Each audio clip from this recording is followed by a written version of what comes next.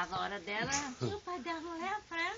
Aê, tio. Todo sorridente. Ela tá entendendo que ela tá vendo a bicicleta, tá caçando a rua. Era pra eu pegar a foto dela de anjinho, tá lá pra pegar, mas... Cadê a Angélica? Anjinho que você fala o quê? É fotografia. Pequenininho? Dela, de anjo mesmo, de asa de anjo. É vestido? Ai, meu Deus. Como é que pôs? Ué, quer dizer, já vem pronta. Ah, já vem pronta. Como é que nunca pôs na André, né? Aí eu achei lá, falei, eu vou casinha de anjo. Ah, podia ter posto na André. Achou onde?